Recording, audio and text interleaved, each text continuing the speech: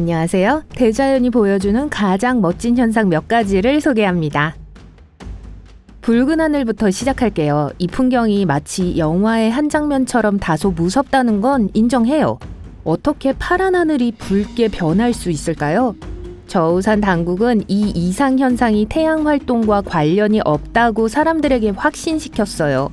이 색조는 어선에서 나오는 붉은 빛의 굴절로 인해 나타났어요. 그날 날씨는 안개가 끼고 흐렸어요. 낮게 깔린 구름에 빛이 반사된 거예요. 기상 조건이 좋으면 대기 중에 에어로졸 입자와 다른 액체의 물방울이 빛을 굴절시키고 산란시켜요. 이 경우 광원은 어선에 있었어요. 반사로 시작했으니 이번에는 동화에서 바로 튀어나온 듯한 일본의 숲을 이어서 소개해드릴게요. 어둠 속에서 빛나는 진짜 버섯이 있다는 것이 밝혀졌어요. 숲의 요정이라고도 불리는 이 버섯의 정식 명칭은 마이세나 럭스 체리예요. 생물 발광 곰팡이죠. 즉 빛을 낸다는 뜻이에요. 이 신비롭게 생긴 버섯은 오래된 나무와 부드러운 땅 곳곳에 흩어져 있어요. 일본의 여러 숲에서 볼 수 있는데요. 1950년대에 처음 발견된 이래로 수년 동안 관광객들을 끌어모으고 있어요.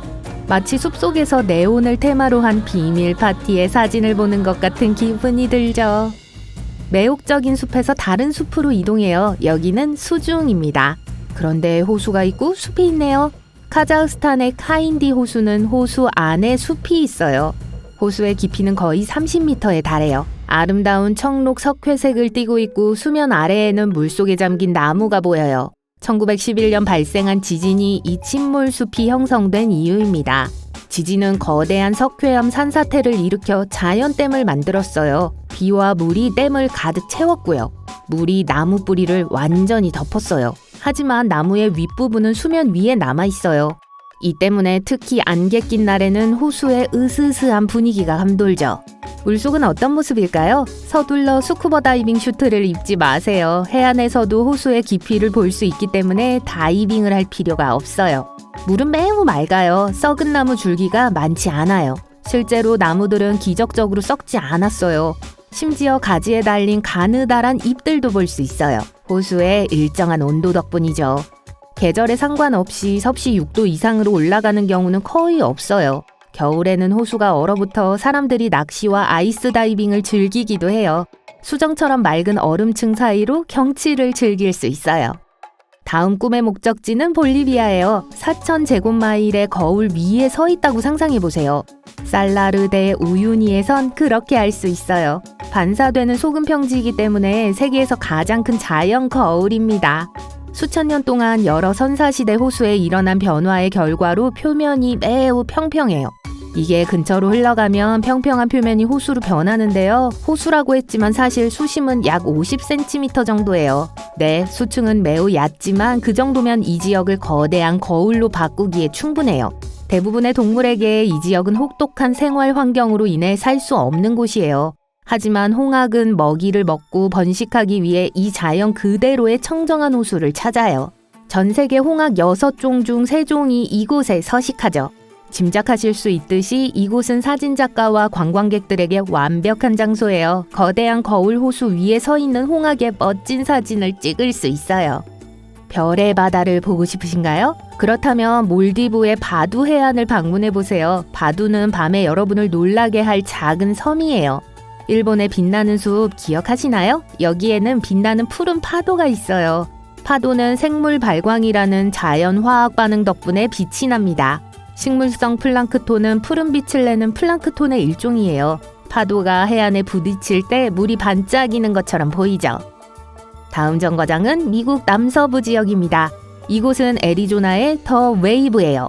독특한 사암 지층인데요. 퇴적물은 물결치는 형태와 흥미로운 색상을 가지고 있어요. 시간이 지남에 따라 침식된 U자형 홈이 교차해서 만들어졌죠. 웨이브는 수백만 년 전에 형성됐어요. 이 독특한 지형은 하이커와 사진작가들 사이에서 인기가 높아요. 하지만 이곳을 방문하기는 쉽지 않아요.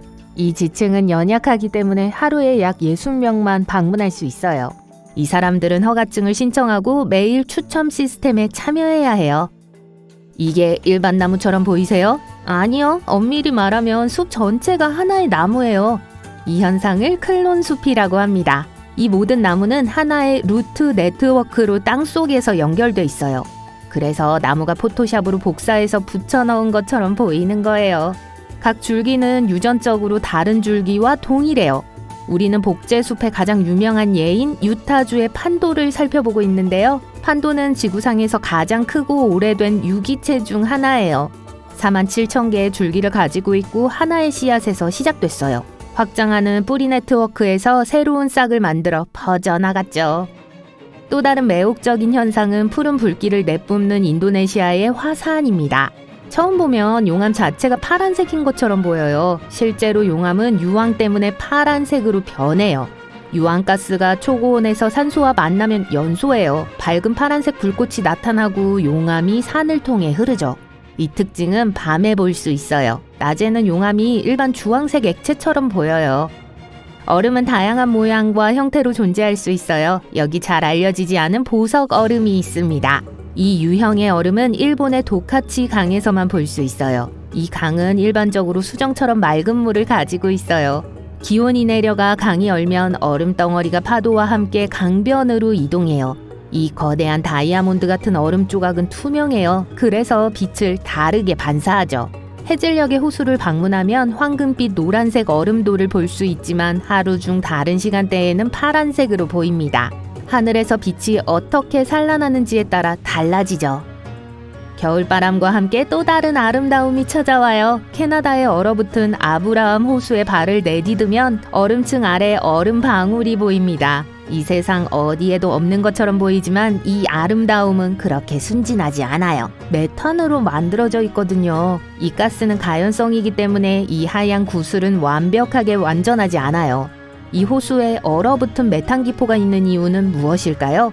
자연적인 분해 과정 때문이에요. 호수 바닥 깊은 곳에 있는 식물과 나무의 일부가 부패해요. 이때 식물은 메탄을 방출해서 기포를 만들어요. 그동안 온도는 낮아지고요. 기포가 수면으로 올라오지 못하고 얼음 속에 갇히게 되는데 마치 용암 램프처럼 보여요. 겨울이고 눈이 내릴 수도 있지만 초강력 바람이 호수 표면의 모든 것을 쓸어내리기 때문에 우리는 이 잠재적으로 위험한 아름다움을 감상할 수 있어요. 불타는 바위를 보는 건 어떨까요?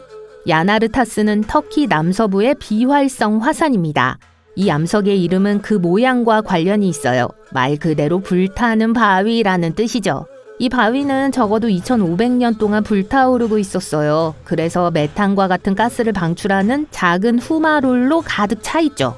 이 가스는 산소와 접촉하면 발화해서 영원한 불꽃을 만들어내요. 이런 걸 만들어내는 특별한 바위는 야나르타스만이 아니에요. 뉴욕 서부에 있는 작은 폭포도 이런 종류의 불꽃을 만들어내는 곳이에요. 이터널 플레임 폭포에도 같은 원리가 적용됩니다. 폭포 기슭의 동굴에서 천연가스가 방출되죠. 가스가 불꽃을 형성하는 이유예요. 이 모든 경이로움을 직접 눈으로 보고 싶네요. 순간이동이라도 할 수 있으면 좋겠어요.